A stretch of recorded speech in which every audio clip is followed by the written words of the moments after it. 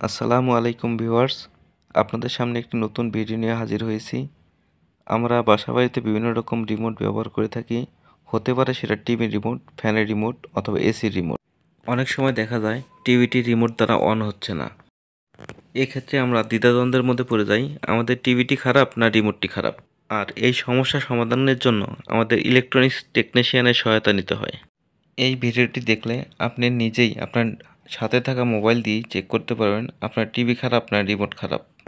প্রথমে আমরা মোবাইল ফোনের ক্যামেরাটি অন করে নেব।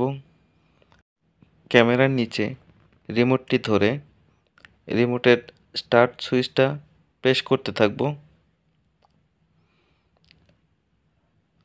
দেখা যাচ্ছে আমি প্রেস করছি কিন্তু কোনো লাইট জ্বলছে না, এখানে কোনো লাইট দেখা যাচ্ছে না। অতএব এই রিমোটটি খারাপ আছে। এখন আমরা আরেকটি রিমোট চেক করব, সেম একইভাবে।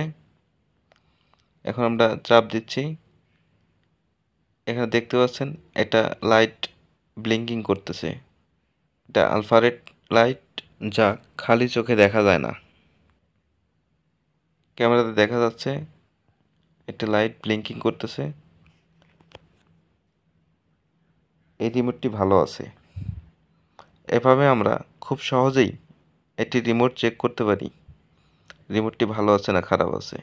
এজন্য আমাদেরকে শুধুমাত্র একটা মোবাইল থাকলেই চলবে। ভিডিওটি দেখার জন্য সবাইকে ধন্যবাদ।